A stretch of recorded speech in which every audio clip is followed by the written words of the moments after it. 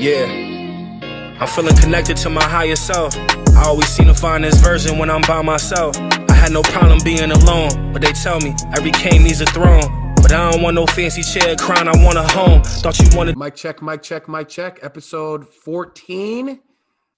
Maddie, are we for episode 14? Yeah, oh yeah. Episode 14. Hello and welcome everyone to the Julio and Ice podcast. You know, I'm the handsome one. I'm chilling with the icy one. And if you guys can hear my voice right now, it's a little stuffy. A little stuffy, Maddie. I think you got allergies or something. Tis the pollen season. Yeah. Tis the pollen season for those listeners right now, so I apologize if I sound a little congested. I had to take the glasses off. The eyes were getting a little red. So right now I'm just preserving my sexy with no vision. I can't really see. I can just see a screen. It's blurry. But you know what? The pod must go on. Maddie, couple announcements before we get into our interview with Jared Harrington. Jared Harrington, a former Division III guy, went to Daniel Webster and then transferred to Albany State, where he had a pretty good career, and now he's a professional. We don't know much about him. We don't know him from a ham sandwich, but I'm very interested. I'm very interested to hear his story because obviously we do our research, and he reached out to us. So very interested for everyone to hear the interview. Yeah, I think that part is cool because it's our first interview where, you know, I think in the first 13 guests, either you or I have or both have a relationship with that person. So, you know, there's some background information we knew. And then this is kind of our first guest that we both don't know. And I think that makes for a pretty good interview because it'll challenge us because we got to do our research. And I don't know, for me, it's unique to hear someone else's story that I know I don't know. And same for you. So we're hoping that you guys all enjoy the interview. And I think this is what's cool about the pod is that, you know, hopefully we get to highlight people that you might not know or might not heard of, but they have a good story and good basketball background and stuff. So. And we could build those relationships. Another way to build a relationship. You know, that's what we're all about, right? But before we get into that, some announcements. T-shirts for the Julio and Ice pod are in the works, ladies and gentlemen. They're in the works.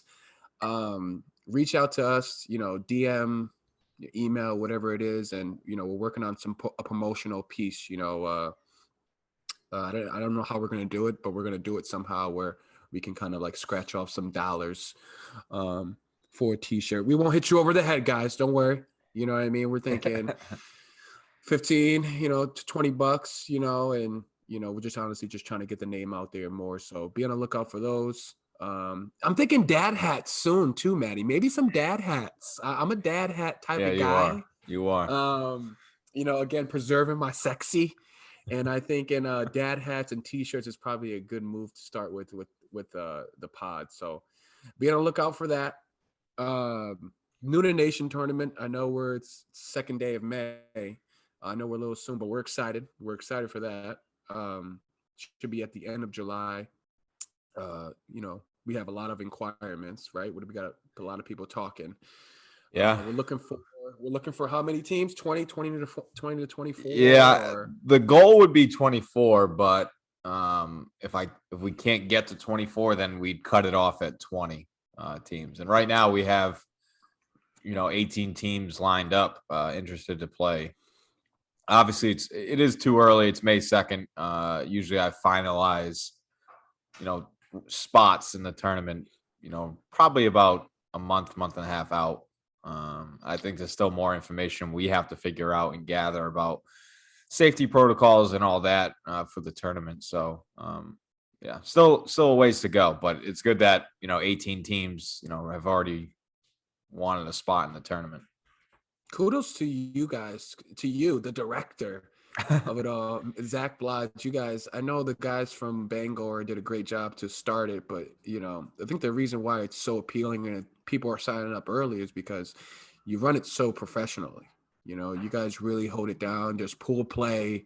You know, there's really no gimmicks about it. You know, it's like you play at 10:20, you know, be there at 10:10, you get 5-6 minutes warmed up and we're playing. It's, you know, it's the way that I would like AU tournaments to be run. But hey, we're not going to talk about that. We promised to skip that topic for today. But what's that? Year 10 or is it? Well, yeah, we're in our 9th because we didn't get to do it last year. So yeah, technically we would have been the 10th annual, but it's the 9th annual since we couldn't do it last year because of COVID. But yeah, to your point, big kudos to Luke Hederman and his family who ran the Noonan tournament and started it because shout out to Luke, man. Shout out to Luke, man. Really, Blodge and I really took everything he did and we've kind of run with it. Obviously, we've put our own twist to some of the things, but the format and everything, he's the one that created it. And I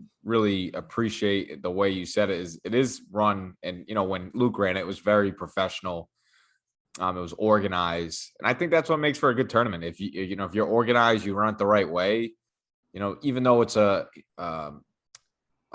charity tournament, it makes it more competitive. It's more fun when everything's organized. So yeah, I'm looking forward to getting back out there. It sucked not being able to do it last year, and I'm hoping keep the tradition going and seeing new faces, seeing the same faces. I think that's the best part of the tournament, just connecting with people you haven't seen in a while. Me and Maddie, we talk every day, and we talk about how we're getting in great shape. We're getting ready for the tourney, baby. I'm playing by myself. Game's 21. If I miss, it's -3. Let me tell you, I've been in the hole -21 a couple of times, baby. But I came back, and I usually help you. It's hard to get back in basketball shape. But it's with basketball, it's the best cardio. You say it all the time. I hate running. I hate just going for a 2-mile run. I hate just like doing that. I do it kind of forcefully, but basketball is the best cardio. It really is. It's because it's running and stuff like that. It's like a mindless activity. Yeah. You're playing basketball. You're not thinking about the exercise part. You're just thinking about the game and playing it. But I think it's a challenge for me. Running the tournament and playing in it. So, I'm starting to get used to it, but I remember that first tournament that, we ran, that we took over and playing at St. Joe's. I was exhausted, dude. That was tough. That was tough running the whole thing. Like, then, you've already been in the gym for 6 hours. Now I got to go play a game. Yeah. Done playing the game, back to, running the tournament, making sure it's all going well. So it's definitely a challenge, but it's still one of the best weekends of the year. And just say if we lose a game, right, and we're there, and I don't know how you can do it, how you can just like change your mind to go, okay, now I got to be the director again. If I lose, Maddie, I'm not starting my directing shift for another 3 hours. Like, nah, I don't want to talk to you after you just beat me and talk about, when do we play again? I don't care when you play again. You just beat us. So yeah, it's definitely that's tough. That's the toughest adjustment for me. That's what it would be. Yeah, because I agree with you. It's definitely a different mindset. I remember last year we're in the middle of the game and something was going on in the other court, and I had to like sub myself out and go deal with it. So yeah. It's not great. It's not ideal. Like when I'm playing, I want to be focused and playing in the game with you guys, but I also got to realize like, things are bigger than that. I got to make sure I'm in charge of the tournament. So I just got to make sure everything runs smoothly. And unfortunately, like if something happens on the other court when they're playing, I gotta, especially if what happened last year, it was just like a controversy, or not last year, 2 years ago, but I just got to take myself out and let you guys handle business for a little bit until I get back. But yeah, it's definitely an adjustment. But if I want the tournament to be as successful as it's been, that's the sacrifice I got to make. If we're in a really, if we're in a big dog fight, if we're in a really tough situation, I'd rather you just say, hey guys, not now. I'm in the fucking zone. Not now, Chief. Not now, Chief. Not now, Chief. Nah, man, I hear you. It's tough, but you do it well and you do it really gracefully, man. So we're lucky that it's going. We're lucky to have it back, and more to come for those. And those who are looking, and let's, and we're gonna have a little warm-up tournament. We're not gonna say too much detail, but we do last year we did because we didn't have the Noonan tournament. You and I and Nick Fryer, who was a big part of that, plan and purposes wise. We were like, it was the middle of COVID. Really, it was COVID started in March, and I was like, let's get outside and like let's have like a get together with guys, and kind of do like a basketball tournament because I knew the Noonan tournament wasn't gonna be possible. So we started the first annual 5-out. Because Nick Fryer and I were still doing it. 5-out, 3-on-3 tournament. Love it. At the Medeiros residence. So it was fun. It was a blast. We only had 7 teams. I think this year's goal would be 8 to 10 teams, 8 to 10 teams for the 3-on-3 tournament, and we're still figuring out a date. I'm honestly thinking all 7 teams that we had last year will come back, so we're really only looking for maybe 1, 2, maybe 3 teams. I don't know. So if you are interested and you hear this and you want to play some 3-on-3 basketball in the yard, it's fun. It was a good time. It was a good time. It was fun. Again, just another situation where you're just seeing people that you haven't seen in a while, reconnecting, also playing some hoops outside. So it was fun. So, if you're listening to this and you're thinking, hey, maybe I want to be a part of that, you can reach out to us. Can't guarantee you a spot, but we will be looking for maybe 1 to 3 teams to hop in this year and play. Because I'm assuming the other 7 had a good time, then they want to probably be back. Absolutely, and we want them back. Oh, 100%. Yeah. Real white man can't jump vibes in that backyard. It's like really good 3-on-3. Just isn't it like isn't it the court that we play on? Like it's like a perfect 3-on-3 court. Yeah, it really is. It is. Full court, I know but all it's my perfect. spots. You got to know all my spots. You got to know all your spots. All right, so those are the announcements. I mean, a lot of stuff coming. Spring's out. My allergies are here. I take my Zyrtec, but it's a good time of year. It's a refreshing time of year. So I'm excited for all those announcements. Let's move on because, we've talked a lot about amateur basketball, I guess. So now let's talk professional. Maddie, you talk nice all the time, but it's time to talk Knicks.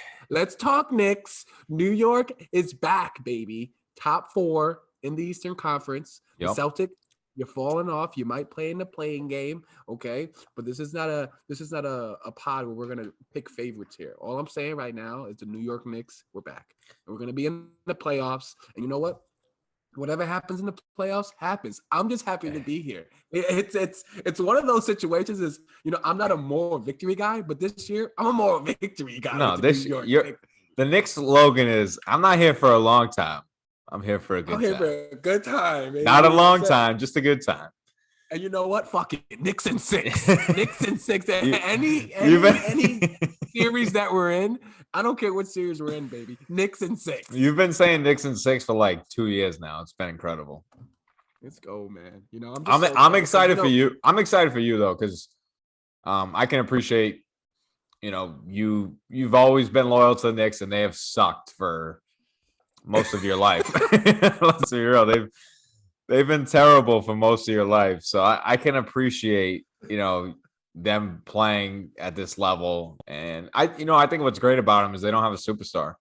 They have guys that play hard, and they're getting wins. Now, will that translate in the playoffs? Probably not, because again, in the NBA playoffs, usually talent ends up winning there. Because unfortunately, this is sad to say.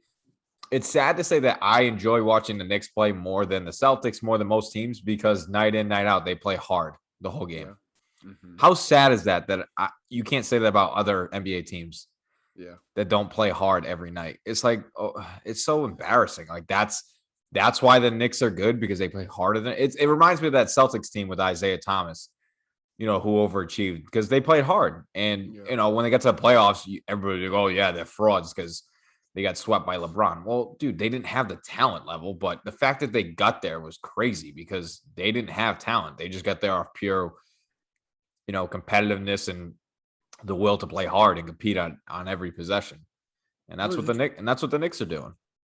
The IT team, who was it? It was Jay Crowder, Avery Bradley, Marcus Smart, Amir Johnson. They didn't have good players. They just played hard and they played well together, but I guess that's my bigger point, is that like, that's sad That's sad when that's the reason in the NBA you're in the 4th seed in the East, because you just, not that you have more talent, you just literally out grind everybody. Yeah, that's the motto. I think that's what they're going with. And Buddha would appreciate this. We brought in a culture guy. Big We time. brought in, Change the culture. Huge. And it's like, we're not playing our quote unquote best players. Like Kevin Knox was a lottery for us, not playing a lot. Emmanuel quickly plays, but like, you're going to have to kind of feed off of Alfred Payton. You're going to have to feed off of D Rose. And then, you know what? I'm going to go with my vets in the last crunch time. And our vets are like Taj Gibson. How's he still in the league? Nerlens Noel. You know what I mean? I mean, Randall's been awesome. So yeah, he's been, but Alec Burks, you know what I mean? Like, we're just playing guys, like you said, who are culture guys. So I think that's more of a feather in our cap. And I think that's more of a reason to kind of like cheer on the Knicks. Like I saw a couple of tweets and people are just like, how could you not like this Knicks team? Like, how could you not like what D Rose is doing right now? Yep. It's like I told you, it reminds me of that Celtics team because they were just likable. That's why this Celtics team people hate, because then I just don't think they're likable. They don't play hard consistently. Like the other night, like, you can tell me Tatum scored 60 points, whatever. Dude, they were losing by 30 at halftime. How do you give up 70 points in a half? Like, I don't care that you came back from 30 down, like, and I don't care that Tatum scored 60 points. I really don't. I'm not one of those guys who are like, people will say, oh, he's been playing so well. Yeah, he's been playing better. But to me, it's about consistency, and they haven't been consistent all year. And they don't play hard. I can't appreciate a team that doesn't play hard, that doesn't represent what the Celtics represent. But I think to the Knicks, they're building something great. And I think what the Celtics did wrong was they did IT dirty, right? And I get it. He got hurt. Should you have paid him? Should you have paid him? No, but I guess they didn't transition well from the culture that they built with that team, right? They didn't transition well. They brought in guys who I don't think were culture guys, like Kyrie. Not saying like, hey, in the surface, like, would I take Kyrie? Yeah, the talent, but it didn't all mix well, I guess is what my point is. And that, like the Knicks, I think what the Knicks need to do is from this team and this culture they have established, they have to get more talent, but you have to be, wary about like, is that talent going to fit in with the culture that you've created? Yeah. If that makes sense. Why do you think the Miami Heat are, like, you can say last year was because of the bubble and stuff, but they had the culture. They played hard. They played well together.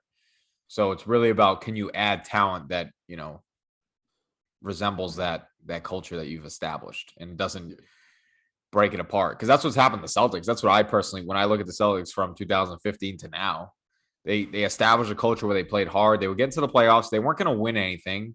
And I think fans got annoyed with that because they're like, oh, they're just like a fun team to watch, but in the end, they're never going to win, which, okay, I get, but you built something. And then I just think Danny added the wrong pieces to try to combat that culture that they created. And that's why they're at where they're at now. It's like they're kind of going back as far as correct. Culture. You know what I mean? Oh, they've gone way back. They've reversed big time.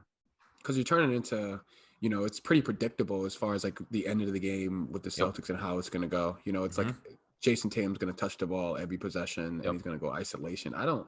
Is that Brad Stevens basketball? No. It's just, it's just something that they're kind of like, this is what we got to do now. Yeah. You know what I mean? Because like when I think of the big three era with KG, Ray, and Paul, like at the end of the games, you never knew who was going to take the last shot. It could be any three of them. Yeah. And until the Celtics, I feel like you just said, it's predictable, I think. Leon Poe is getting game winners over there with the Celtics, baby. Leon Poe is a beast, but yeah. Glenn, big baby. Did you have Eddie House too? Eddie House, baby. Oh my God. Well, to Danny's credit, that team, he actually built he had a good culture, and I obviously think a big part of that was KG. But you had good pieces. He hasn't done that. And that's, I think that has to be his biggest criticism is that, obviously he drafted Tatum and Brown. Like, yeah, great. You hit on those guys. But you haven't brought in or built anything around those two guys, or you let guys go. Gordon Hayward, Kyrie. You just didn't maximize that, that talent. You didn't maximize them as a asset either. You didn't trade them for anything. You didn't get anything back when they left.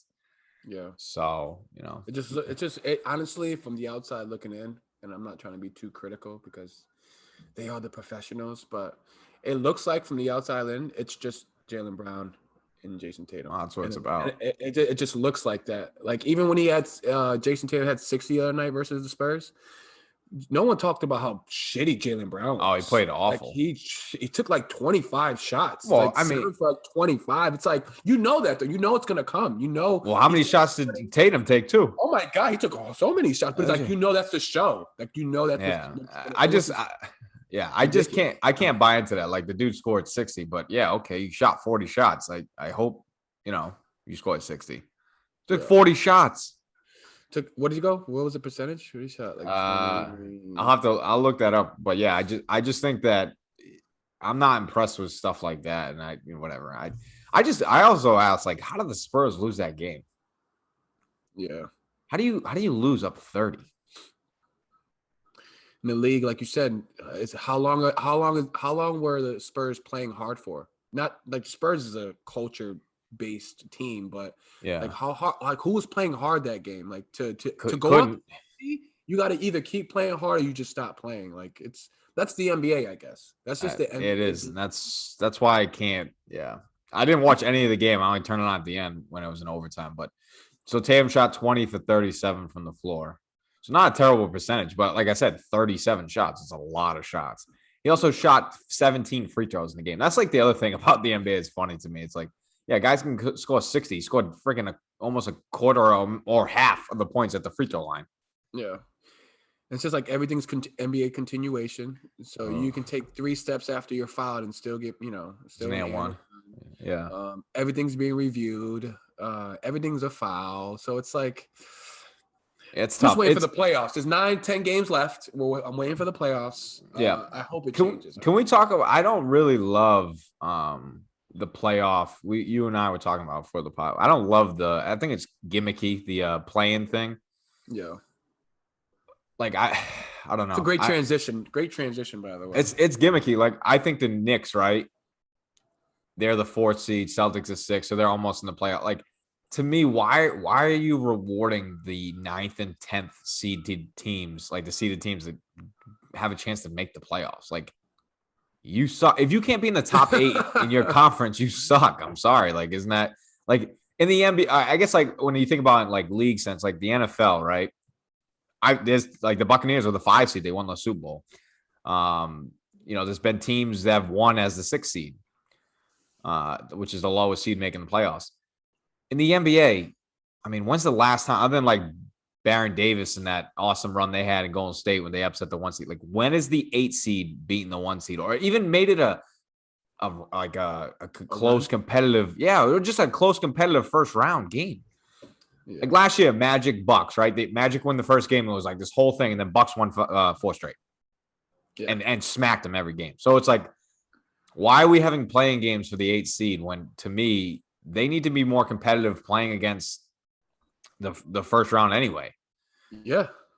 It's like those 10th and 9th place teams, they put themselves in that position. So the fact that we're rewarding them is, I think that's the biggest problem.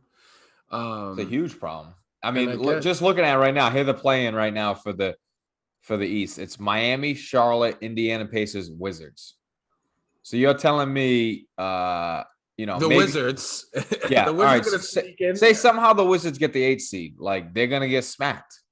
Same with the Pacers. Same with the Pacers. Because they're gonna play the Nets. Are the Nets number 1? Yeah, the Nets are 1, and people are like, oh, the Wizards have been giving Nets problems. It's like, dude, when the Nets are fully healthy, like, is that even gonna be a real competition? But anyway. But if the Bucks were to sneak in and somehow if this Bucks get the 1 seed and they play Washington, it's like, I don't know. Maybe Washington, surprises them, because the Bucks aren't invincible. We've seen that. But like, why should a team make the say Wizards get in right now? Just say like the Wizards are 29 and 35. Mm-hmm. Why the hell should they make the play? They're not even 500. You're making the playoffs. So what are you telling me? The regular season doesn't matter. That's what I'm reading. I think people had like a huge happy hangover after the bubble because remember they're in the bubble. Everyone was celebrating the Suns when the Suns were like undefeated. Like, you won 8 in a row, guys. Yeah, behind 15 games. So why should we reward you because you had a great run in the bubble? Yeah. Like, it was cool. It was a good story. We're watching the head coach over there give great at the end of game speeches. Yeah. We're doing that, but it's like, guys, you guys are behind 15 games. And we reward you? Yeah, like we'll reward you this year. You're 45-18. You're good. Exactly. It's just the problem. I think that what the bigger issue is, and I hear it coming from you too, is like the issue in the NBA is that they don't put a value on the regular season. Mm-hmm. I mean, I don't know if you heard the comments Tristan Thompson said a couple, maybe a few weeks ago, that like when he was in Cleveland, first off, he's talking about playing in Cleveland with the second best, in my opinion, player to ever play the game, LeBron, that they didn't care what seed they got because they were just going to go in and win anyway. Okay, Tristan Thompson, you're playing on the Celtics. LeBron's not on your team. And you're going to tell me that. So you're pretty much telling fans, like, you guys don't really try in the regular season. As long as you just make the playoffs, you don't care what seed you are. He would have said that if Matthew Dellavedova was the go-to guy in Cleveland. That's what I'm saying. Like, so, I don't think the players put an emphasis. Like, how many guys have been taking days off? Like Kyrie, I feel like the dude's taking. Imagine if you could take that many days off from your job. So it's just, I just don't think they put a value. Like, I think why the NFL is the most, popular, and, I don't know what the word. Yeah. Like, why it's like very, each week, I guess, is what I'm trying to get to. My point is that they play once a week, so that's already unique. The other thing is, like, in the NFL, you lose 2 games in a row, you're in trouble. Mm-hmm. NBA, it's like they don't care. There's not enough value. I think they should play less games, to be completely honest with you. I think they should play less games and to make it harder to get to the playoffs, because I think that's what the NFL has over them. It's hard to get into the playoffs. Each game matters. Yeah. In the NBA, it truly doesn't. Guys take days off every, Kyrie takes probably missed 20 games this year or whatever. Durant's missed however many games, but there's no value on the regular season. So why should I tune in every night and watch? That's why I don't. That's why I don't watch the Celtics. I just can't. Like, there's no reason for me to. It's like you said, when the playoffs start, I'll tune in, but it's just not. They don't really care. And in the play-in thing, that makes it even worse. Oh, well, I can get the 10th seed and I can play in. It's like I can prepare really well for this. Why don't we just have a playing game for everybody? Well, every team makes the playoffs. Everyone, 13 seed, why not? Give them a shot at it. Let's give the Pistons a chance. D-Town, let's do it. We might as well just have the Shanghai Sharks play in it. Have the Shanghai Sharks in the playoffs. Let's see what they can do. But that's what I'm saying. That's just why it's gimmicky and I don't like it. And I don't know. The NBA just has to create more competitive, regular season, and almost like playoffs too. Like, why are we doing playing games when, like I just said, usually those first 2 rounds for the 2 seed and the 1 seed is either a sweep or the gentleman's sweep. Like, really, to me, the intriguing matchups to watch in the playoffs are usually 3, 6, and 4, 5 because they're the closest and competitive games. But yeah, I don't know. That's the problem, I think, with it. Did you say gentleman's sweep? Does that mean you win 1 game and then they win 4 in a row? Is that? No, gentleman's sweep just means you win in 5, or I'm sorry, or you're up 3-0 and you lose game 4 and then you end up winning game 5. I think that's. I don't know why it's the term, but that's, and maybe not have, and maybe not have every series be 7 games. Maybe like they used to do in the first round. Remember, I think, when you watch that Jordan documentary, that first round was best of 5. Yeah. Less room for error. Right. So I don't know. I think that could be in consideration. I don't know. Obviously I don't think you can change everything, but just to make it more competitive, because I don't see that all the time. The NBA is just known for that, though. Like, I got put NBA games on TV all the time, and it makes me miss college basketball that much. Well, that's what I'm saying. When you think of college basketball, that's why they'll never, they can never duplicate March Madness, because you can tell me, how did Coach K not win with that Zion team in Duke? Well, if they played every game as a best of 5 series, would anybody have beaten Duke in 5? No. Mm-hmm. But it's 1 game. Whoever shows up in that 1 game. And that's what's so, great about college basketball in that tournament. Is not always the best team on paper wins. Yeah, that's true, Shay. Good point. That's a really good point. Well, it's just like the NFL, right? Yeah. Were the Chiefs better than the Buccaneers this year? Probably. They No, played a best of, if they played a best of 7 series, Chiefs probably would have won, but it's one game. Who shows up in that one game? Yeah. Freaking Pat Mahomes was running around the damn country the way they were rushing up. That's what I'm saying. But that makes the game, more thrilling, competitive, because you don't have room for error. It's one game. But yeah. But hey, I'm rooting for the Knicks. That's all I know. Knicks, baby. Before we get Knicks in 6. Before we get into the interview, I want to talk NFL for a quick second. Because for those who don't know, I'm a Carolina Panther fan. Oh, God. Okay. So we got rid of Teddy. Okay. We got rid of Teddy. However, how this all relates to those New England guys, the Patriots signed Fat Mac Jones. Well, they drafted him, bro, not signed him. Drafted him. Sorry. So they drafted him, right? I would trade you. I would trade you. If I was Belichick, I would call the Panthers and I would say, hey, listen, I'll trade you Cam Newton for a couple of your washing machines and maybe some of those new Gatorade bottles. That's so wrong. It's wrong on so many levels. You don't give do you just give the keys to Fat Mac, or do you give Cam one more year? If Mac Jones can throw the football more than 20 yards, yes. It looks like he can't move, really. I don't care. Jones. What does Cam Newton do? Give him one more year. Give him one more year.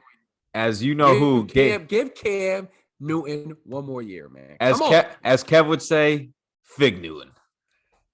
Give him one more year. It's hard, Belichick's.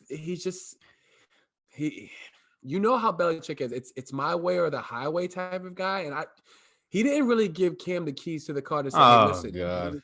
do what you gotta do. All right. If Cam Newton is starting quarterback for the Patriots week 1, I will not watch until he's not the quarterback. Oh my God. You guys are so crucial over there. He's terrible. No. He's not terrible, man. You gotta He's not good. You gotta give him one more. I gave him 1 year, and that was rough enough. God, man. Well, listen, all I'm saying is to those New England Patriot fans, Cam has a little bit left in the tank. Okay. He's a former MVP, man. From 5 years ago, 6 years ago. It's hard to go into that. You just had to replace the GOAT.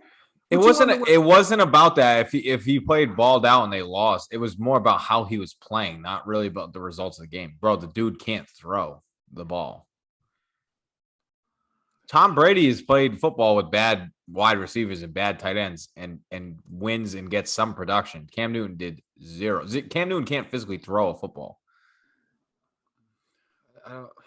It's all right, dude. You're a Panthers fan. You're always gonna be loyal. That's why I said I'll trade you I need a couple of washing machines, maybe a couple of those Gatorade water bottles. It ain't right. It's just not right, man. Cam, we love you out here in the 203. Yeah, you're only saying that because now your quarterback's, Darnold got a big head and he's ginger, got mono and stuff. About Darnold, the guy who came from the Jets, Jets.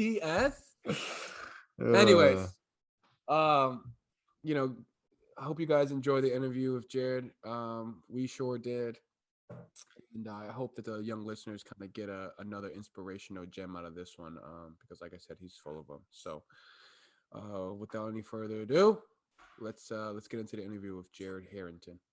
All right, joining us live, and actually our first time meeting this individual is Jared Harrington. Jared Harrington is a former Division III transfer to a Division II player who's currently playing in his probably your second professional season, right, Jared? Yep, second season, yep.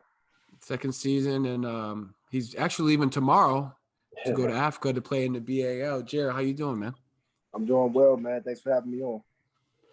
Absolutely, man. Absolutely. To be honest, Jay, when Maddie told me that you reached out to us on social media, we were like, I've heard of your name, but again, there's so many basketball players and there's so much basketball going around on social media. We had to do our research. Do our research, man. So obviously in an intriguing story, you're from Maryland originally. And it says here that you played at the Christian Capital Christian Academy. I got you. Yeah, Capital Christian. Yep, right in Landover. Mm-hmm. So is that where you're? Is that close to where you grew up? That school? I grew up in Washington D.C. A little bit of PG County, Maryland as well. So I mean, I'm good on both sides. So I just, whoever claims me that day, that's who I take. Is it what they call it, the DMV? Is it Yeah, they call it the DMV. It's real close together. I don't really know too much about the Virginia side of things, but all my life I either been on the DC side or a little bit of PG. Yeah. So how did that process work going to Capital Christian? You just chose to go there? That's not Capital. Well, actually, my first 3 years I went to Heritage Christian. Okay. It's in the same Capital Beltway league. It's us. I'm not sure if you heard of Riverdale Baptist. No. Yeah, I'm familiar. Yeah. Yeah, National Christian. A lot of players went there, like Kevin Durant, Nolan Smith, Michael Beasley. Mm-hmm. It was a lot of guys filtered through there, so it was a lot of competition growing up, man. And then my senior year, I wanted to take a leap, and I was actually looking to go to a prep school because at that time I was getting recruited by a lot of ACC, a lot of Patriot League schools. So I wanted to take a leap up, so I transferred over to Capital Christian Academy in Landover, and it was a challenge for sure. We played about 56, 54 games my senior year. So we had a real loaded schedule. We played against Oak Hill, Our Savior. I can remember going up there. It was countless of prep school. So it really got me prepared for the next level for sure. That transition, how much of a transition was it? Because the way it works down here is, there's your Catholic schools, but you still kind of play in the public school leagues. Yeah. So was it just strictly prep schools? You kind of play your own schedule, or did the school you go to before Capital Christian, was that how was their routine and how was your scheduling process? So the school before that, it was more so I played a lot of teams from DC and Maryland area. And then when I transferred over to Capital Christian, even though it was in the same conference, we played a national schedule. Mm-hmm. Okay. Because it was more prep school. So, I mean, it prepared me for this pro journey that I'm on right now, for sure. So who were like some of the good best players you played in that league that season? Man, it was countless. I played against PJ Dozer, Nigel Johnson. Man, it's a lot. Marcus Thornton. That got drafted by the Celtics. Akil Carr. Man, it's countless, man. I have to really sit back and think because the way our school worked, Dwayne Bacon from Oak Hill, all that whole Oak Hill team for 2015, Check Diallo. It was countless, man. It was a lot of people. So what? The Joe Hampton guy was on that squad too with Dwayne Bacon, right? Joe is funny, man. Me and Joe, I can remember playing against Joe way back in the day when he played for DC Assault. But I think Joe actually transferred out. Well, he's 1 year behind me. Mm-hmm. So I think he transferred out to whatever school he transferred by the time we played against Oak Hill. But yeah, he's definitely a special talent. Definitely a special talent for sure. Mm-hmm. It's a great story. The story's great. Obviously, Last Chance you kind of like put it on perspective. So I'm always interested to know like who those players played against, back then. Yeah. So yeah, he was one of those child prodigies growing up for sure. So when you decided, when you graduated from Capital Christian, there was like a situation with like your SATs. Was it harder academically at that school to kind of receive the scores, or did you not get the right testing? I would say me. It was more so myself. It was more so I was put the emphasis on the basketball piece instead of the school piece. I mean, realistically. So that's what ended up me going to Daniel Webster. But I always knew, even though whatever school I was going to go to, I was going to do 2 years and then transfer out anyway. So the coaches were cool. They put me in a pro setting early. They really taught me a lot up there, going to a 4-year, even though it was D3. So I mean, I was surprised going up there. Like I thought I was gonna go up there and run through it, average 50, typical. But it was actually, more challenging than I thought, and it really humbled me, really. What was, just to let people know, like what was your recruiting process like before the SATs? Like what schools were looking at you coming straight out of high school? I had visits to Boston College, Boston U, Quinnipiac. I had pretty much the whole Patriot League. A little bit of interest from Maryland, A lot of MEAC schools. Where else did I go to visit to? Man, y'all asking some great questions, man. I really have to go back into my 2015 brain. Who else that? George Mason. Mm-hmm. So it was a lot of MEAC, Patriot League, and ACC. Boston College was my highest interest that I had. So like Daniel Webster, for anybody that doesn't know, it's a school up in Nashua, New Hampshire. So that's kind of like our neck of the woods, or at least where I am. It's like 45 minutes north of where I am. But why did you choose Daniel Webster and not go the JUCO route or any different route? Why'd you go Daniel Webster? I chose Daniel Webster specifically because of Coach Donald Morris. Coach Morris, I'm not sure if you know him personally, but he's a real good coach. He teaches you the real fundamentals of the game. I learned how to play the system, which as opposed to when I was in high school, we were just freelancing, just going based off our size and ability and our skill. But it was way more structured, and that's what I really needed and what I was lacking in my game coming out of high school. So he told me nothing was promised. A lot of other, JUCOs and prep schools I was looking at were promising me a lot of things, and the way me and my family operate, we don't really like that. We wanted to work for ours, you know what I'm saying? So Coach Morris, he really, gave us that. So that's why I went there. There's a mentality because we played Division III, and we've had people come in and visit, and some were Division I prospects, some were getting recruited by Division I. So personally, I saw a lot of their personality, and a lot of their demeanor was, I'm too good for this place. You know what I mean?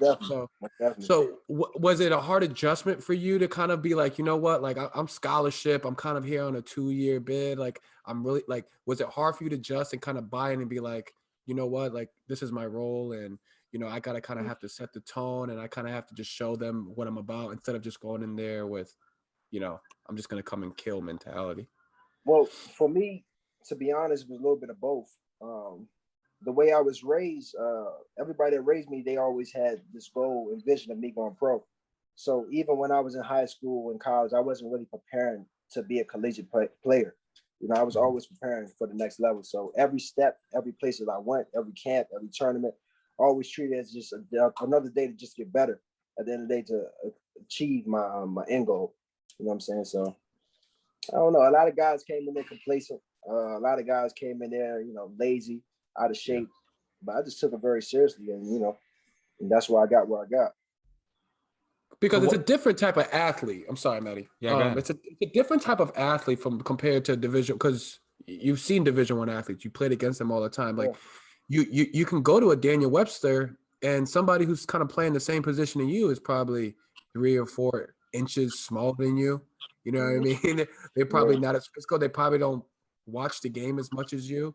I'm just curious, because you could have went in there and you could have probably averaged 35, right? If you wanted to put 20 shots. Yeah, for sure. Why did you go there, and why did you just, stay with Daniel Webster's program? Why did you go there and just say, I'm just going to buy in instead of going there? Because Maddie, you remember David Gibbs from Mount Ida came in there, and he was touching the top of the backboard, and he just came from UMass. You know what I mean? Like, there's guys who do that, and I'm pretty sure we've seen your tape, we've seen your film. You could have easily went to that conference, the NECC, not to knock the conference, but it's not the most talented Division III conference in the area. You could have went there and just dominated. So I guess my question is, my run-on sentence, it's like, how do you go there and just not just be an asshole and be like, yo, I'm getting 30 and I'm out? Like, a lot of that I have to give credit to, my support system. I have to give credit to, my parents. I have to give credit to, the people that raised me, because they always taught me at the end of the day, you're never better than the next man. We all put our shoes on the same way. So I just went in there with the mentality of just, I'm ready to work. I mean, I feel like Coach Morris really put the ball in my hands from day one, and he trusted me, but he pushed me at the same time. So I constantly felt like I was getting better. I feel like if I was there and I was just moving stagnant, I probably would have left, to be honest. But I treat those 2 years as my JUCO. You know what I'm saying? I feel like I learned more at a D3 than I actually learned at my D2 I went to, surprisingly. the coaching was a little bit different. I mean, it was a real structured program. You know what I'm saying? I was blessed to have the opportunity and have the ball in my hands. And then one major point of it in high school, I was coming out playing a 2. So I was playing, combo guard, but I was more so a 2. As soon as I got to Daniel Webster, it was all one. I just really played straight point guard, and he seen the vision from a pro perspective. You know what I'm saying? I would make more money as a 1. I would, be a better look as a 1. So he really like changed my game and developed me a lot. So, man, I give a lot of credit to that staff at D-Web for sure. Can you just kind of talk about like what that transition's like? Because I know I went from that transition from playing 2 to a 1. So like for kids out there or people that don't, like it's not like, I wouldn't say it's a very hard transition, but it's definitely challenging at times. And like, what to you, in your opinion, like what's that transition like going from a 2 to a 1 where the ball's in your hand more?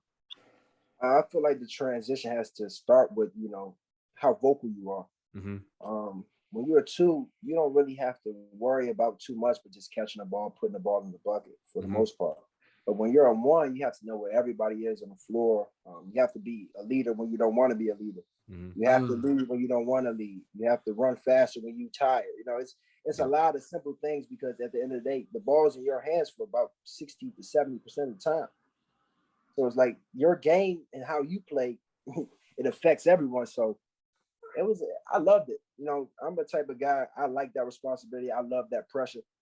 So, I mean, I love that transition, to be honest. And I feel like the things I learned, man, it made my scoring actually easier, to be honest, surprisingly, because I just focused in and locked in on my pick and roll skills. From a pick and roll perspective, being a 1 has helped my game tremendously. It was a blessing for me because it actually allowed me to become a better scorer.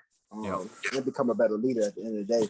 When you look at the NBA now, or you look at high level overseas, Europe, Euro Cup, Euro League, a lot of the the plays are based off of either 1-4 sets or pick and rolls, Iverson cuts. So it's a lot of things that I feel like from a 1 perspective, it just got my game to another level. So that was a blessing. So I think you mentioned before, Daniel Webster, it's shut down. Yeah, Daniel Webster shut down. It was crazy. Like, what's the chances shut down? Right after my second season, like it was like a forceful for me to transfer, do 2 years and go. So, it's all about perception. Absolutely. So how did you get involved with Albany State? Were they recruiting you prior? Yep. So after my second season at Daniel Webster, it was a lot of HBCUs that were recruiting me. I went on a lot of different visits.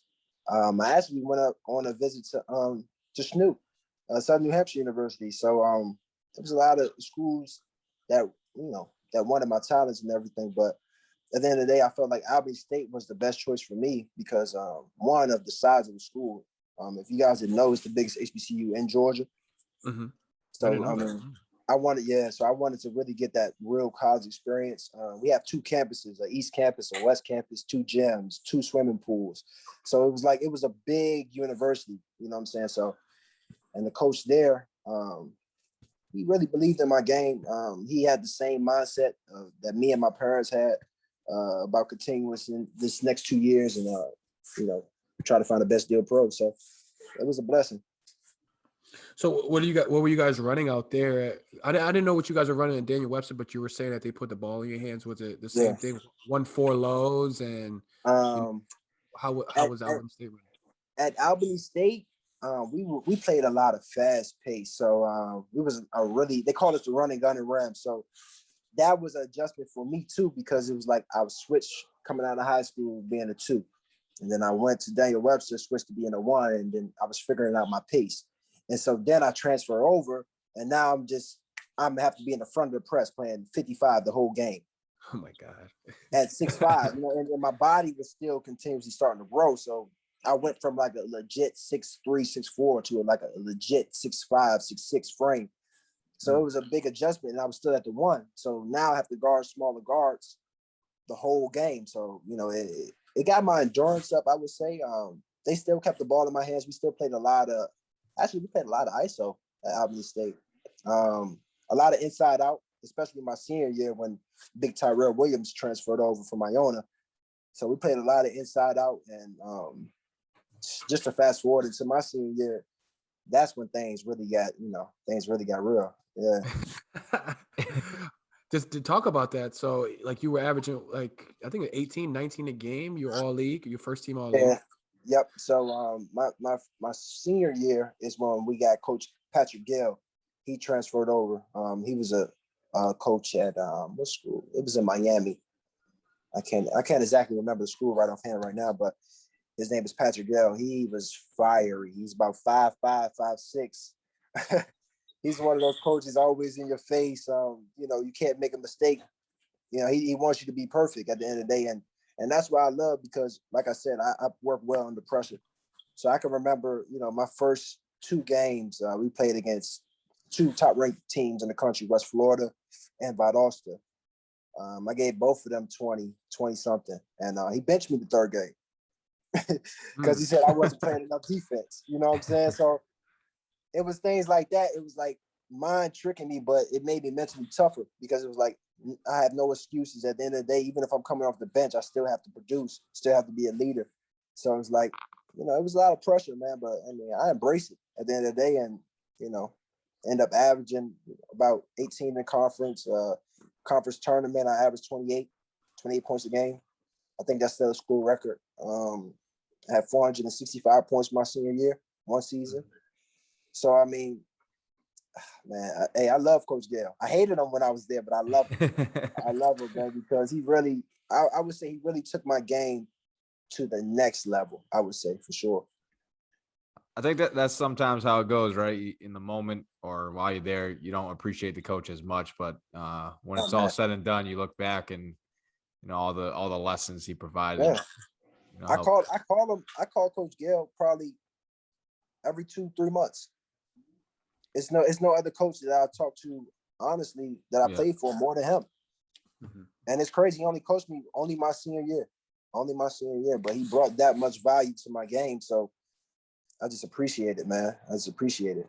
And I think I was seeing, like, obviously you had a really good senior year, set a bunch of school records. How was your season? I'm pretty sure you also was probably one of the best seasons Albany State's had, right? Oh yeah. I think we haven't had that many wins in, I want to say 13 years, I want to say. So it was, man, we had a mob for the first time ever. 2 teammates made all conference, me and my other big man, Tyrell Williams, transferred from Iona. He's overseas right now as well. And we really wanted it, man. We really wanted it. It was unfortunate that we lost to Miles, who ended up winning the championship that year, but that's another story. I guess something we were interested in, because we were reading the articles, like we were doing our research, and it said you decided to declare for the NBA draft in 2019. How does I guess I've never done that. So what's that process like? Man, that process was exciting. What made me want to declare for the draft is because actually after my junior year, I got invited to the NBA PA top 50 camp, which they bring the top 50 best HBCU players. They bring them to Atlanta, and they have a lot of NBA coaches and ex-NBA players and staff to just really host a real showcase for us for about 2-3 days. They put us through a lot of teaching points. And I saw Tyrus Walker. He actually went to Morehouse. He actually made it to the Knicks that year. He was 1 year above me. And I gave him 20-something. So that really, put it in my mind. I was like, okay, maybe I can definitely take it to the next level. And then when I went home that summer, after that camp, is when I really started, being in the mix with all the league guys, high-level overseas guys, and, actually realizing I can really score the ball very, very well. And, I have the size to do it. And so, when you get the approval from a lot of veterans like, Markieff Morris, and the list goes on, then it just it gives you the confidence, really. I got a question, just to trickle back to Jay. The fact that Albany State was a HBCU, did that play a factor in your transfer? And I honestly want to know more about like HBCU's like type of culture because, this year was kind of like, or last year was kind of a big year where people were kind of putting an emphasis on signing to HBCUs. Exactly. But this is Division II HBCU. So, did that play a factor in your decision? And what's the culture like at a school like Albany State? That played a huge factor. The culture is amazing. The fans is nothing like it, I would say. Our rival is Savannah State and FAMU out in Tallahassee. So it's like those games are just they're right up on you, literally, and you have to perform. They'll talk bad about you, they'll talk good about you. It's just, I don't know, the experience I would never, honestly, if I could do it over again, I would. I would go my same exact path because I love coming from an underdog, you know what I'm saying? So it's like when I'm in these settings, like when I'm out in Miami training with Taylor Sports Group and them, I take that same underdog approach. And I know I would still have it if I would have went to a big school like a Marquette or a Georgetown or something like that. But at the same token, I feel like it puts the emphasis on it more because you have to always, be proving something at all times. Yeah. Yeah. I do a whole bunch of YouTubing. So when you said you entered the draft, was that the same year that the kid Amir Hinton did he enter the draft that year? It's funny. I'll tell you a funny story about that.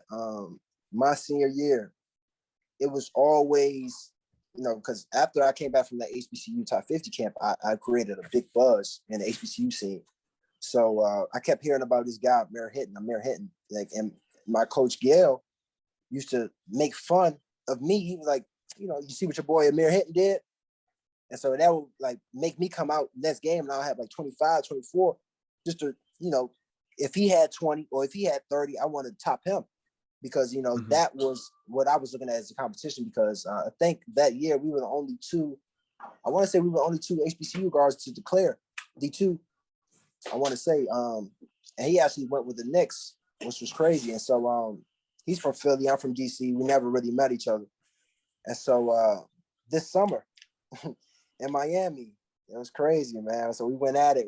He ended up being out there the same time I was. We went at it. And we ended up being on the same team playing 2-on-2s. And we were running through a lot of guys. I ain't going to say no names right now, but running through a lot of guys out there. We actually became real cool. So ever since then, we actually was training together about 4 times. I came up to Philly, trained with him. We trained out in Miami a couple of times. So that's actually my good boy. Actually, we expect to play on the same TBT team.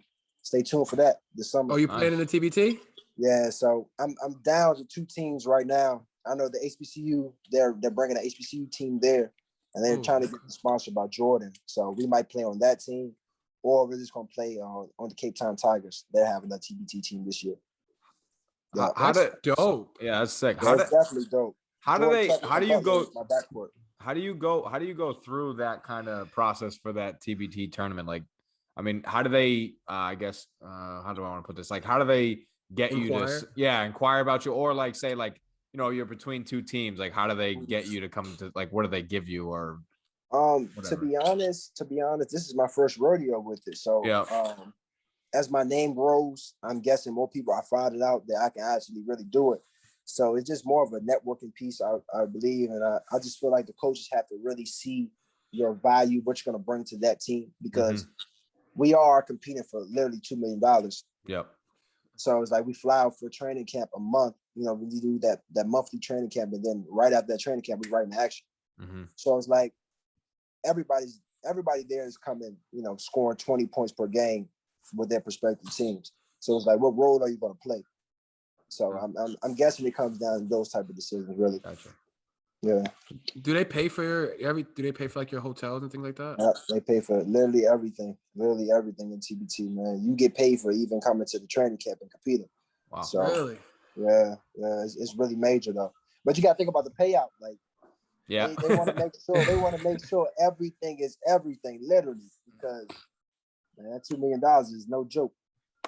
It's one and you're done. It's literally one and done. So That's I'm and going out there with the mentality, man. You know, since it's on ESPN, I just want to continue to build my brand, build my name. You know what I'm saying?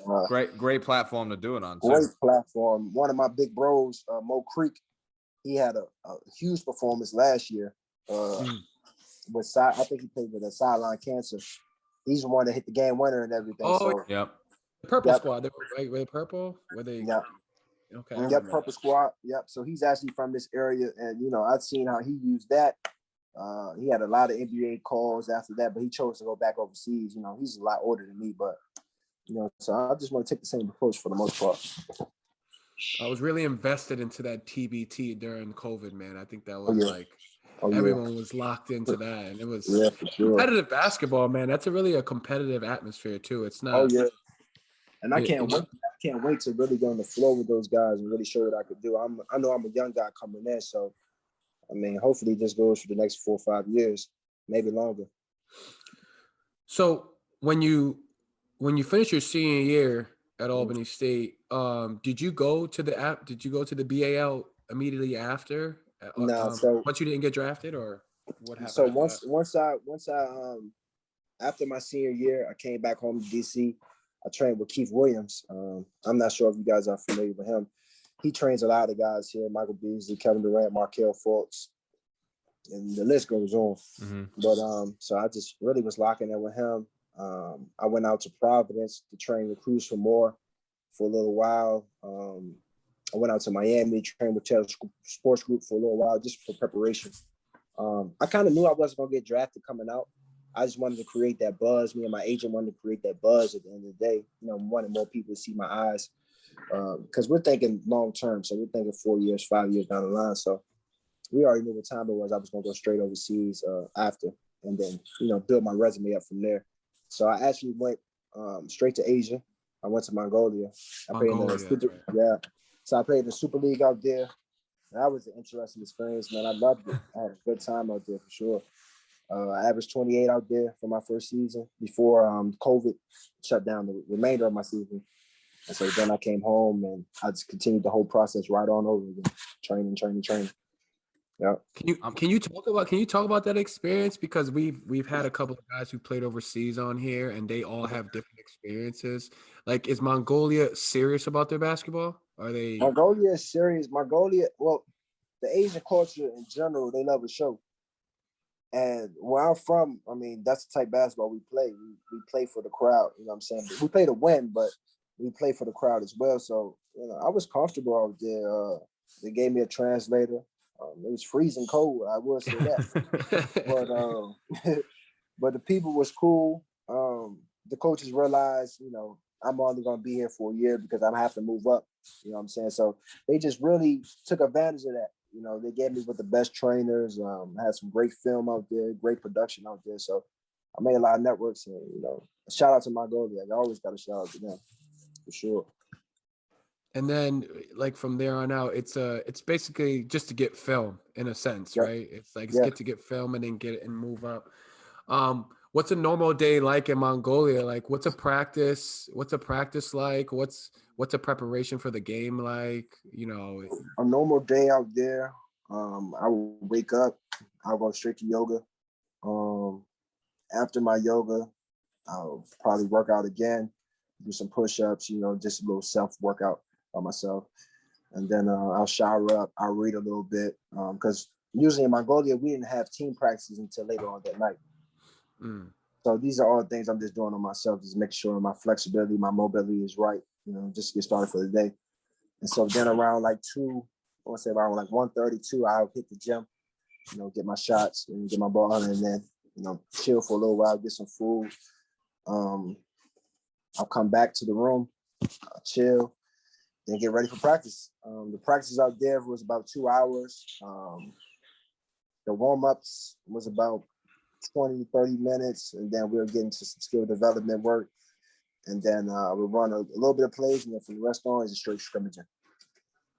Yep. And then I'll do the same thing over and over. Yeah, and it seems like that's what it's like when you're overseas and you don't have family and stuff. You kind of got to fill your days because you only play or, you know, a game or practice for 2 hours. So you're going to have the rest of your day filled and love what you do because if not, you'd get bored. Exactly. But, I mean, see, I'm from DC, so it's like I don't. I take it as a blessing to be out there. Yeah. You know what I'm saying? So it's like a lot of guys I talk to, they say they're bored and everything bored, but I'm like, my biggest thing is I just don't want to be back here. Mm-hmm. You know what I'm saying? I want to be gone, making sure my family's good, making sure my future's good, and make sure I'm constantly just getting better to move on to the next level. Yeah.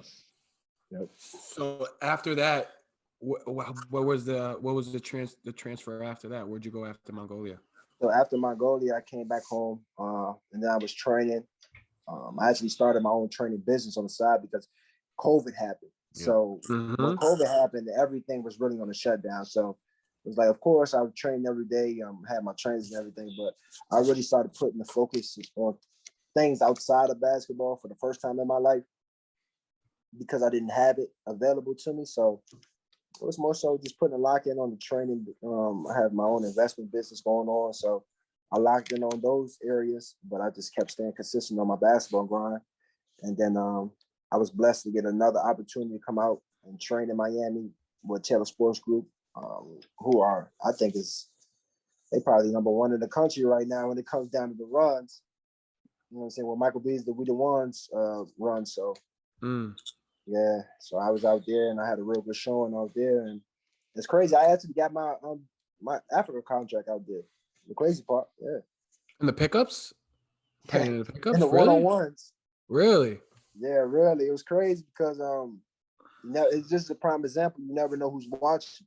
I was in there. It was me. I can't remember the guy's name, but he plays on the Heat G League team. Who was the guy? Hanif Cheatham that went to Marquette. Amir Hinton. Who else was in there? I think it was about two other G League guys. I can't remember the name. This is my first day meeting them. And man, we went to war. How they do it out there, they do a lot of one-on-one 5 seconds, unlimited dribbles. And so I'm used to it. The way we train here, we do, 5 seconds to score, 3 dribbles. That's it. That's the way to be. But so they gave me unlimited dribbles, so I was extra comfortable. You know what I'm saying? And then on top of that, a lot of guys, they didn't know who I was. So it's like, I guess they kind of, I don't know if they slept on me, but I didn't come from a Duke. All them guys came from like Hanif came from Marquette. All them guys came from high major schools, or either they played in the G League right then and there. So, they were like, who is this guy coming up there, from the north? And man, it was crazy. I just did my thing. Just did my thing, man. And how did they approach you for the contract? They just came up to you, hey, listen, man, let's get it popping. Crazy. It was crazy. It was crazy. It was actually a guy. He lives out there. I wouldn't necessarily call him an agent. I would call him like a connector. He's one of those guys that's always around basketball. And he actually made the call to one of his connects that he knows that is the head coach of the Cape Town Tigers. He sent them, because they were recording the one-on-ones and the workouts out there. So he sent them the film from that. He sent them my college film, sent them my film from Asia. And then I was blessed enough to get that contract, man. It was a blessing. It was crazy. Congratulations, man. That sounds like that's our type of guy, right, Maddie? I get it out the mud. Yes. I got it out. I did it my way. You know what I mean? Yeah. Grinding. That's our type of guy. What do you know about the league that you're about to go into? Because you said you leave tomorrow, correct? Yeah, I know that I know that it's connected to the NBA. Yeah. I know that the NBA dumped about, I want to say 150 million into the league. So it's one of those, up and growing. This is the first inaugural season. So I'm gonna really have a good opportunity to go out there and, show face and network and just build. And my whole goal is to come back and get ready for the Summer League in Vegas. Over the time that I've been training, I had to work out with the Denver Nuggets. Shout out to Coach Joe. It was me and Greg Whittington, who actually plays on the Nuggets right now. He's a Maryland guy, but he's from like a different part of Maryland. But yeah, I had a good showing there, and that really boosted my confidence as well because, when you start getting to these NBA workouts and you really start seeing that you can stay with these guys and you can actually compete at the next level, you know what I'm saying? It really, and I'm still young. So from a young person's perspective, it really puts, a different insight in your mind, So puts a battery in your back. Oh, puts a battery in your back. Battery. oof, it put a fire under you. Different level of drive because you're like, man, I'm really getting close to achieving my goal. It's not just something, it's not a dream anymore. It's more reality now. I think Eric was talking about it on the last pod, like, because he was obviously competing with NBA guys and he was playing pickup with them, and he was saying that it's the only difference between somebody not in the league and somebody in the league is the fact that they're 6'8" and they can do everything. You know what I mean? The lanes get bigger, right? Like there's so much more spacing. Like you only got 24 seconds on the shot clock. Like there's so much stuff that you can do in that time with that space. You know what I'm saying? I say for me, the only difference between guys that's overseas and guys in the league is networking. I really feel like it comes down to a networking piece and who you know. We all know about the politics side of things, but when you really get close to it, you really see just like, for example, take me. I'm a D2 guy, you know what I'm saying? But I was in the workout with I can't remember, but he was a high major D1 guy. Greg Weddington, he was high major. He went to Georgetown. He played in G League, and he'd been in Turkey for the last 5 years, and the highest level over there. So it's like, how did I get in that workout? You know what I'm saying? Mm-hmm. How did I get that close to the Coach Joe and the Nuggets and everything? But really, it just comes down to who I knew. A person asked me, am I ready to go? And of course, I was always ready. So yeah, he just made a phone call and said, yo, I got a 6'5" point guard. I want you to check him out. Boom. And it just happens just like that. Some guys don't have that luxury. Some guys don't have that networking skills to, somebody can, vouch for them on their behalf. So it's one of those things, man. You got to just really have networking for real. So it's not what you know, it's who you know sometimes. It's right? who you know. I think it's all. That's life. 90% of the time. Yeah. Oh. I think it's 90%. Yeah, we talk about that too. It's like, we're watching basketball, basically 24 hours a day. Like you guys see it. Like the Nets just picked up Mike James, and Mike James was one of the best players in Europe, and he's doing the same shit that he was doing in Europe in an NBA game. His first shot was a throw over, sidestep to a corner three, shit that he was averaging 25 with in Europe, man. So it's like it's pretty unique the way you look at things. Mike James is one of those guys. Is like, he never should have been out the league. I know, but I really feel like he chose that path. I don't know Mike personally, but the level that he's on, I'm pretty sure he chose that path. Financial reasons. He probably was making more money overseas than he was in the NBA, to be honest. So I mean, at the end of the day, it's about feeding your family. You know what I'm saying? You realize it, like I said before, it turns from a dream to reality. And the reality effect is you're only getting older. You start having kids. You know what I'm saying? You got to take care of home. So I really feel like that was a choice that he made. Such a great perspective. Great perspective from a young man. You're still a baby, Jay. You're 24? Wait, 24? 24, yep. Just turned 24 last April. This April, yep. Man, don't let nobody lie to you, though, Jay. 30 is the new 20. So whatever 20, I don't know what 24 is. 24 is like the new 15 or something like that. Yeah, 24 is the new 14, man. We added up by 10. Added up by 10. Yeah, you were talking a little bit before, Jay, about your investments. Make sure you plug that, though. Talk about, the stuff that you kind of created on your own and with the two companies. Like you made two companies, correct? Yeah, I made two companies. So Beat the Odds is my brand.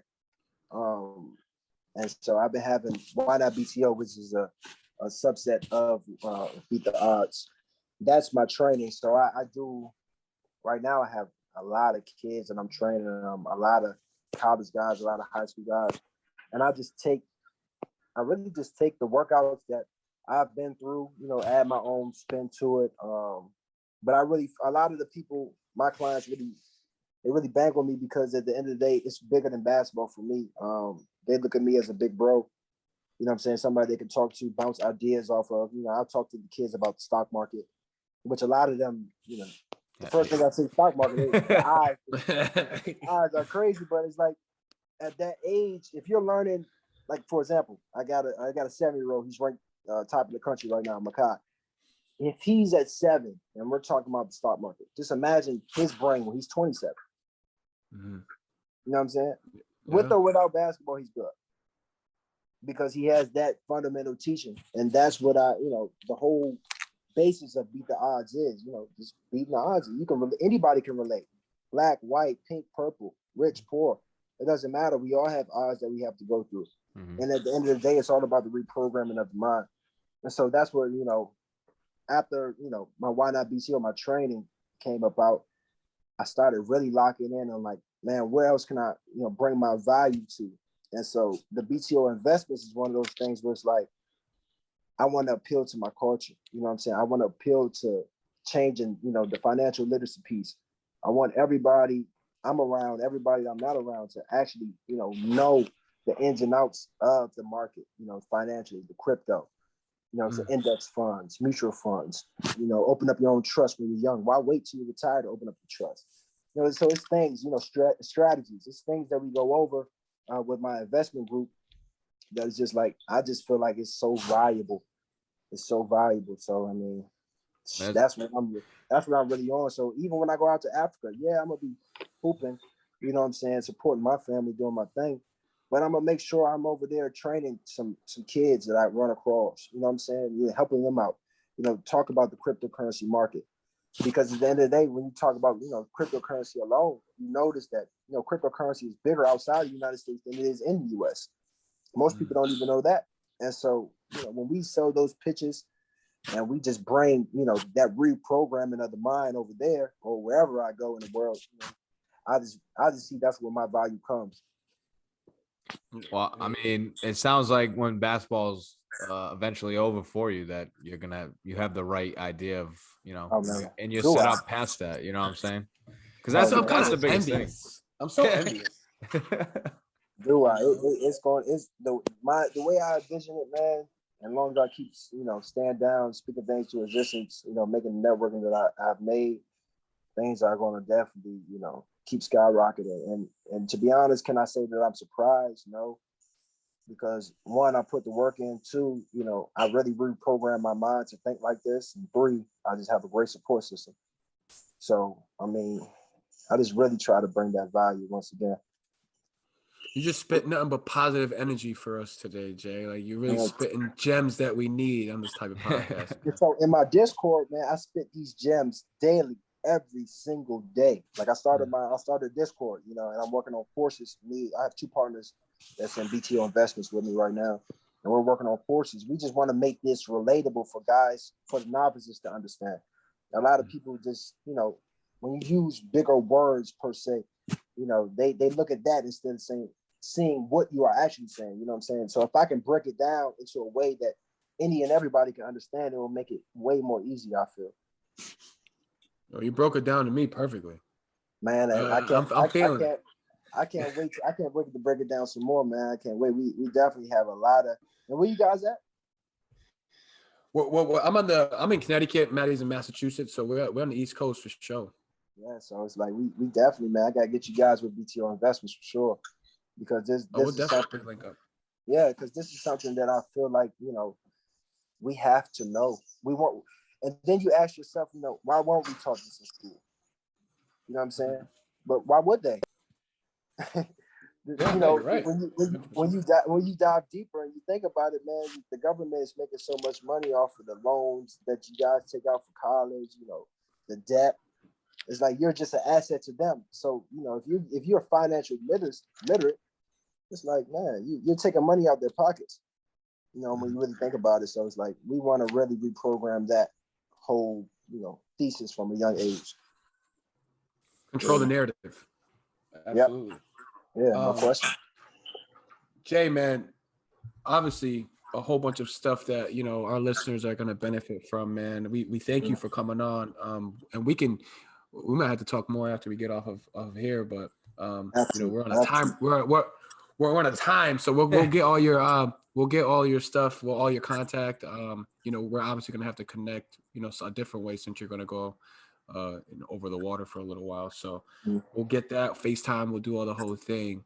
But what I want to do is I want to introduce you to a new game that we got on the pod before we let you go. Okay. It's called Who What. So I'm going to ask you a question of who or what, and it's going to be basically what your favorite is of whatever question I ask. All right, cool. So I'll give you 5 questions off the top of your head, and you answer them to the best of your ability. All Cool. right. All right. So new game for everyone. It's called Who What. All right. So first one is, who is your favorite social media personality? Earn your leisure. Who's that? Earn your leisure. Who's that? What's that? You're gonna look them up. That's Yeah. so Earn Your Leisure basically they're I'm writing teaching this down. financial literacy. They're teaching financial literacy. So that's who I'm watching daily, day in and day out. Earn Your Leisure. Earn your leisure. All Write that down. You see me writing. You see me using my pen, Maddie. Hey, while you're writing, let me add. I want to add a question to this game just because I want to ask. Well, who is the best player you've ever played against? Kevin Durant by far. I would say that's a pretty easy answer. But it's crazy because it's like I played against him outside. You know what I'm saying? Yeah. I can remember my first house was on 58th Street. You know what I'm saying? KD lived on the C Pleasant side, which is in PG County. But it's literally, you can walk there. So one walk would be in DC where my house started, and the other walk would be, down the street in PG County, Maryland. So it's like, we played in these 2 outside leagues called the Goodman League and Berry Farms, DC, Southeast. And I know about those leagues. Barry Farms on the mic. That guy's on the mic all the time. I remember that. Yeah, Berry Farms, man. It's OG Miles, shout out to Miles. And the Wash League, which is down the street from my first house in Northeast DC. And so, man, I played against KD down there, man, and it was just different. Like seeing him play outside, you know what I'm saying, against everybody that been watching him grow up, is just, he really puts on a personal show, if you know what I mean. Like, he talks to the crowd, you know what I'm saying? Like, he's real comfortable. So it's like, it's kind of a different vibe when he's playing the NBA. It's like he's quieter. I just can't even explain. It's crazy. He's locked in for real. Did y'all bring the double? Did you bring the triple team? What you doing? You playing one-on-one? That's the problem. You just let him go one-on-one. What can you do? Nothing. Can you do with this? You Hope he misses. Get a hand up. You know what I'm saying? Hope he misses. He's going to score. Oh, yeah, you're going to score. He's going to score. So it's like, you just got to try to do what you can do on the offensive end. That's true. Sure. What is your favorite pregame meal?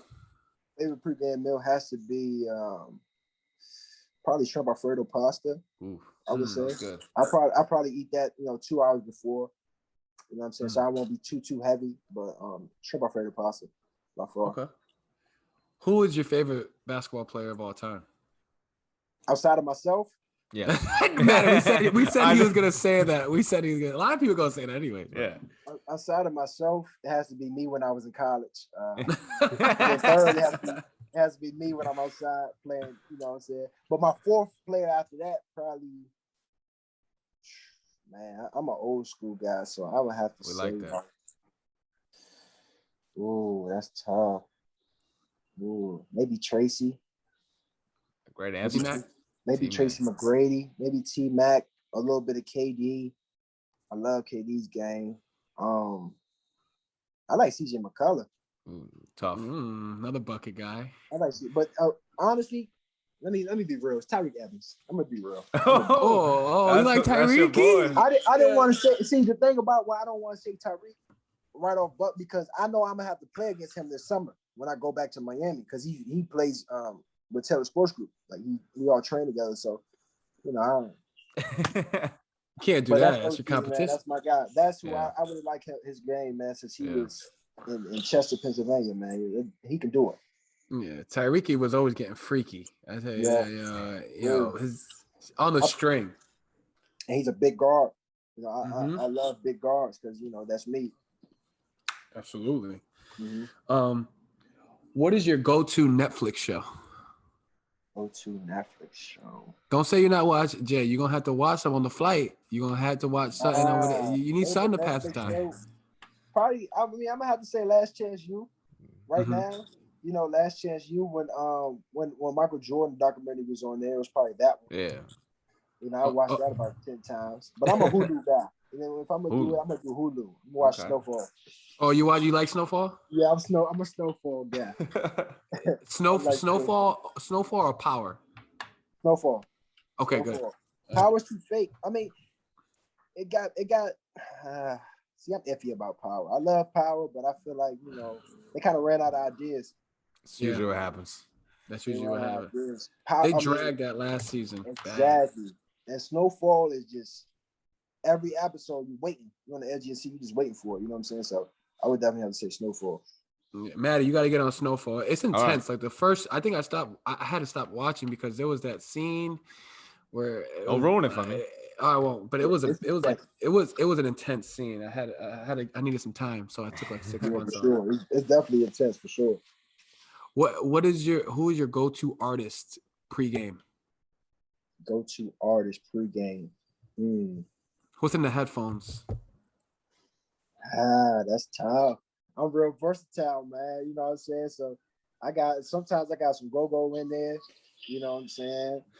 I might have some. I know you guys don't know what go-go is. It's a DC area type of genre of music. But I might have some a lot of DC artists, like No Savage. It's a lot of guys I might have in there. Lil Baby might roll up in there. Gucci Man might roll up in there. It's a lot of guys. I might sneak some Erykah Badu in there when I need to, relax a little bit. Yeah. So I love Erykah Badu. I love it. But you got to have a playlist for Drizzy, man. Like we a Drizzy type of we light skin over here. Man. Drake definitely gonna find his way in there. Drake, because Drake just got endless bangers. So at the end of the day, he gonna find his way in there for sure. Drake's the LeBron, man. He's LeBron in music. Yeah, Drake's definitely LeBron. People hate on him, but at the end of the day, I can never hate on his greatness. Amen. Drake is great. Amen. Shout out to Drake, man. Give me with Jordan, Drake. Hey, Jared, man, it was a great conversation, man. Like I said, it was very nice meeting you, and hopefully we can connect in the future when you get back and do good things, man. Good luck. Have safe travels tomorrow, and like I said, we wish you nothing but health and success. Man, thank you guys for having me on, man. I really appreciate it, man. Hey, just stay true to yourself. And if nobody wanna help you, you can do it yourself. And if you live and impress others, it's how you losing yourself. And if you keep on running back, you just abusing yourself. Damn. I pray to God that you find your way. And when times is good, don't forget to pray. And be thankful for all the blessings that seem to come your way, cause that's how more come to you. That's all I had to say.